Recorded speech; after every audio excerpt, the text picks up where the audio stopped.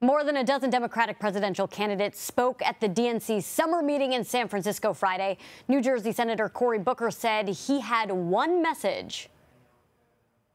Everybody in this room agrees that we got to beat Donald Trump, but the question is how? We don't beat Donald Trump by making it all about Donald Trump. That's what he wants. We beat Donald Trump not by emulating him, not fighting him on his terms, on his turf, not by matching his tactics or getting down with him in the gutter, by dividing and demeaning and degrading. That's not how we win. We don't win by triangulating our positions based on what polls say. We don't win by modulating our message, and we definitely don't win by running scared.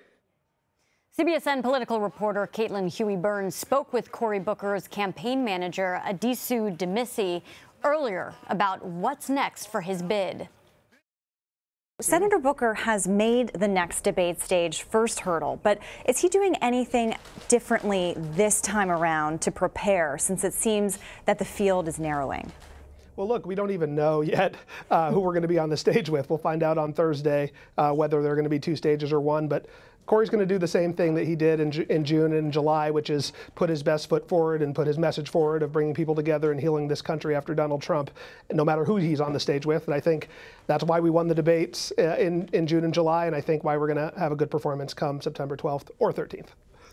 So earlier this week, Senator Booker said that Democrats can't go with a safe bet. It seemed like a not so subtle swipe at the former Vice President Joe Biden. Was that the goal? No, it absolutely wasn't. Look, I think Democrats are having a healthy debate right now about what they want to see, what we want to see in our next nominee.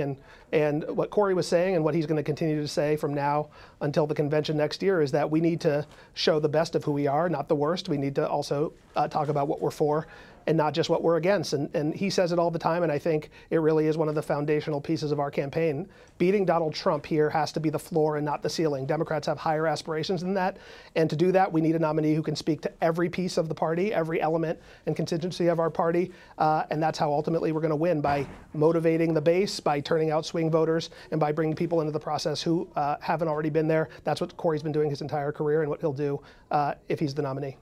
At the last debate, though, he did go pretty hard after Joe Biden on the issue of criminal justice reform. Is that something that we're going to see him do a little more of?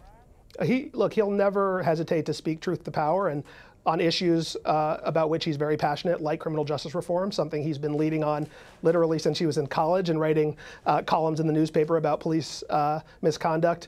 He'll be happy to draw contrast with his opponents, but ultimately Democrats are going to have to choose. This is a debate. This is a competition between how many, 21 now, candidates that we have in the race to see who's going to be the best person to take on Donald Trump and bring forward the Democratic message. And I think where that requires contrast, that's what we'll do. But Cory Booker is focused really on putting his positive message forward about unifying the country and healing us after the darkness that Donald Trump has brought over the last 3+ years. So some of those other rivals have been really critical of the DNC for their debate rules.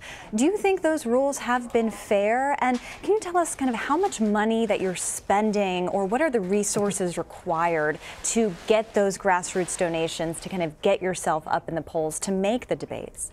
Yeah, look, the rules are the rules. We're going to play by them just like everybody else. I think ultimately I'm happy that Cory is one of the 10 candidates who's qualified for the debate. And I think, what's most important here is that we have a process that everybody knows what the rules are. They know early what the rules are and that we can play by them. So it certainly did and does affect our strategy. Getting on the debate stage has an important winnowing effect on the field, and it certainly has in this race, and we think it will going into September and October. But it's just one step in the process, and we're going to take the rules as they're given and play by them, and ultimately, I think, emerge victorious come next July in Milwaukee.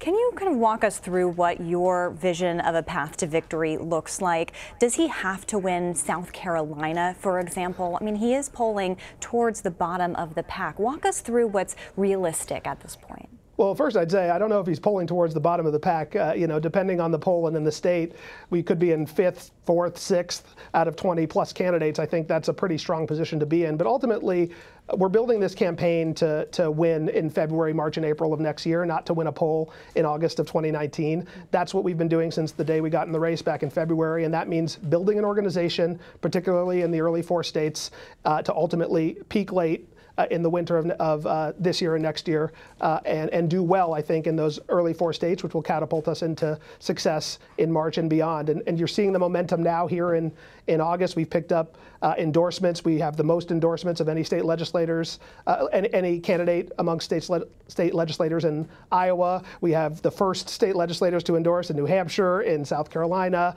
We just picked up a whole bunch of endorsements from across the country, Michigan to Georgia to Wisconsin. So we're on the rise here, I think, and that's the point. We want to peak when people really start paying attention to this race, and that's in the winter and spring of next year, and that's what everything that I'm doing is pointed towards.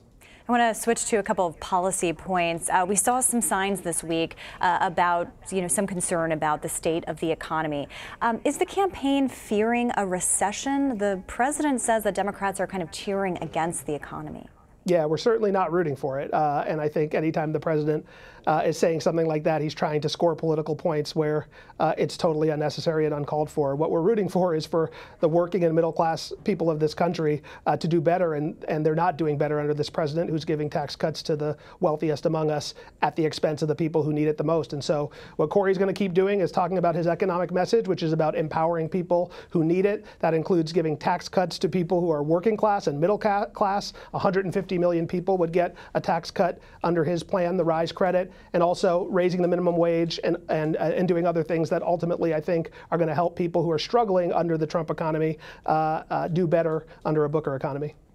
I also want to talk about guns, because that's another issue that Cory Booker has been talking a lot about. When I was with him in Iowa, he was very focused on the issue of gun safety and his policy. He put out a comprehensive proposal earlier this year. But do you think Democrats are doing enough to make this a driving issue for voters? How do they keep it at the forefront? I mean, we've seen this issue kind of come to the fore and then fade a bit. But is it going to be really a driving issue for voters this time around? I'll tell you this, it will be for Cory Booker. It should be for Democrats. It is a driving issue because people are dying every day. 100 people every day die from gun violence in this country, whether it be by their own hand or by a homicide, and it's unacceptable. And so what Cory said in Iowa a couple weeks ago is something that he's held to over the course of the last few weeks, and I promise you he will hold to over the course of the rest of this campaign, which is he's not going to let the death of our fellow human beings pass with another media cycle. He's going to keep talking about it. We just had a roundtable about his gun safety plans in Los Angeles. He talked about it in Nevada last week. He talked about it in New Hampshire the week before that. We're not going to stop talking about it. Cory has the boldest gun plan in this Democratic race, including the very simple proposition that if you need a license to drive a car, you should need a license to own and possess a gun. He was the first candidate to come out with that. And so as long as we keep talking about it and unify around that as Democrats, I do think it's a message that motivates our base. And frankly, it's something that Republicans and independents agree with Democrats on. So we should not cede any ground to the president or the NRA or anybody else who are trying to divide us on that issue. Addisu, thank you so much for being with us. We appreciate it, and we'll see you out on the trail soon. Can't wait. Thanks, Caitlin.